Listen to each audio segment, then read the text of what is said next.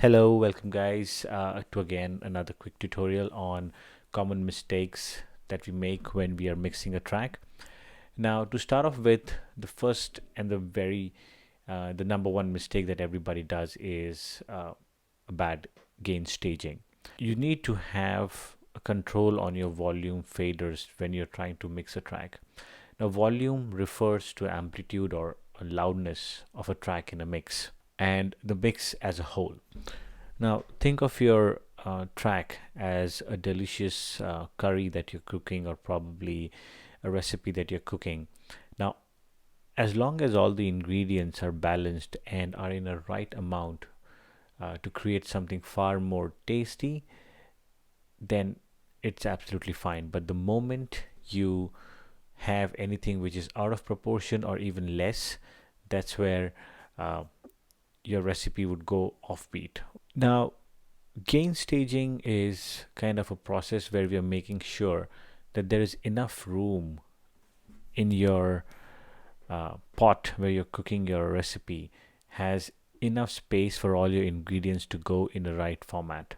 Most of the time, I see producers putting their volume faders up around 0 dB right over here. And what happens is, with level sticking, the red and often exceeding 0 dB entirely. So even if an individual track is below 0 dB, what is going to happen is the sum of these tracks is going to hit the master, and it's definitely going to spike above 0, and that's going to give you a very overcrowded level and will suck a lot of life, detail, as well as dynamics in your mix. Now, to avoid this, I would like to set my track faders to -8 dB from the outset. In fact, I even have this set up as default. So how you can do is, when I say an audio track here, as you guys can see, if I say an audio track, it will by default be set to -8. If you look at the left bottom corner, it will be always -8. So how do I do that? Let's say I move the fader, and I can just say save as default audio track. So it will say the audio default track already exists. Do you want to override it? I say yes. And now when I say audio track, now you'll see that the fader is on the position where I saved it last time. So what you can do is, if in case you're creating a track and you guys know that, okay, this is the volume level I want to set at, the fader volume level, you can just go set up your fader to -8 and then save it as default and then say yes. So every time you open up a new track, it's always going to be as is, and you don't have to really worry about setting the volume. So that's a really handy trick that you guys can. Another thing that you can remember is, in Ableton Live, let's say you have an effect track that is actually going in from your VST into something else, and then something else, and then it's going out into your EQ, right? You can take any of these, just not this one example. You can basically take reverb, and then I have another third-party VST, and then an EQ. Now, if I play this one, you guys can see, right over here, the volume is actually not peaking. Now, if I move my EQ to the extreme left, and if I increase the volume,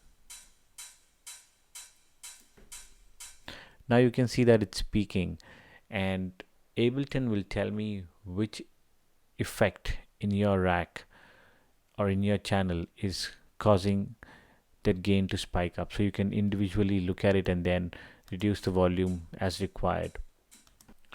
Mistake number 2 that most of us tend to do is not using oversampling or high quality. Now, I really don't know how many people know that some of live effects feature high quality output modes. Now, they are off by default to save processing power or performance if you're performing on the stage. But when you're ready to bounce your mix, or when you're ready to export your mix, you should make sure that they're enabled. So what do I mean by that is,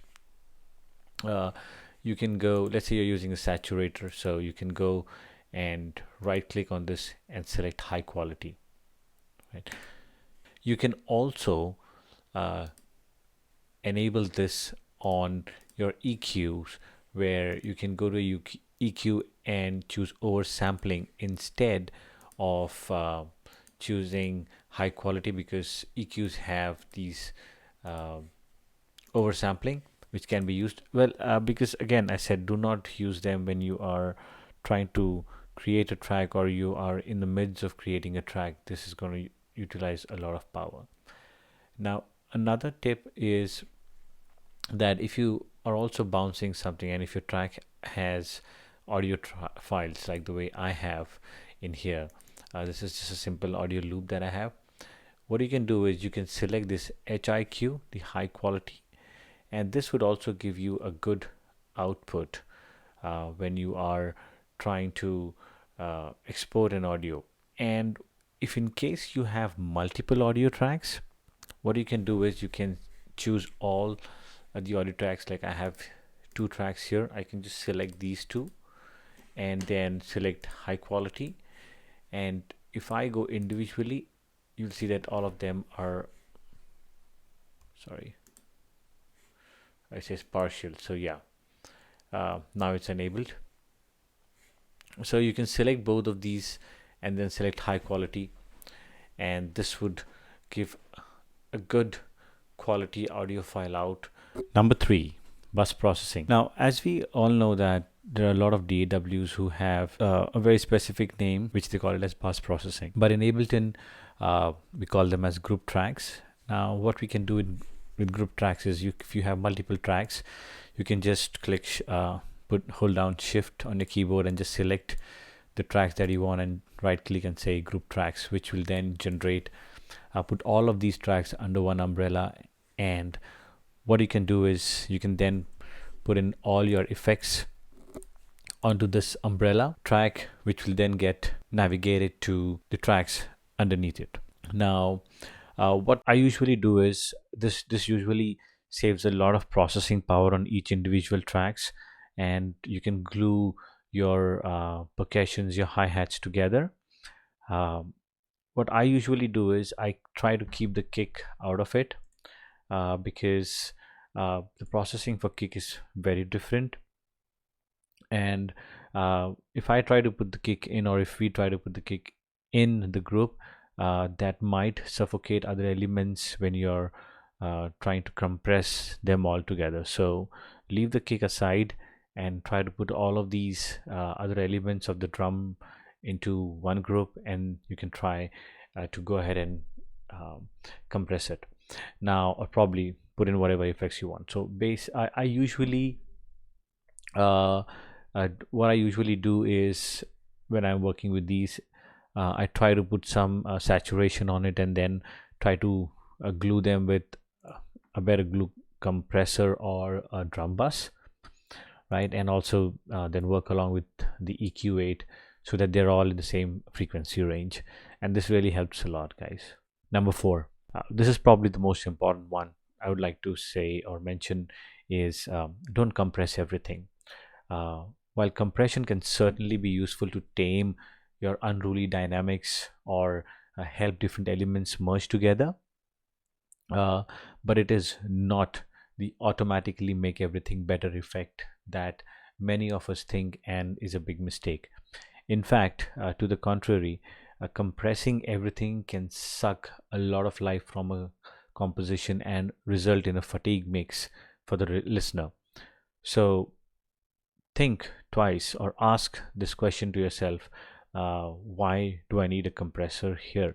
Am I trying to boost the tail of the kick drum, or do I want to make my analog synth more consistent, or do I want to bring my drums together like in this example? Then yes, definitely using compression is a really good idea. But try to leave, if these questions are not really coming to your mind, try to leave the compressor behind, and you may be pleasantly surprised with the results that you might get. Thanks for watching, guys. See you in the next video. Bye bye.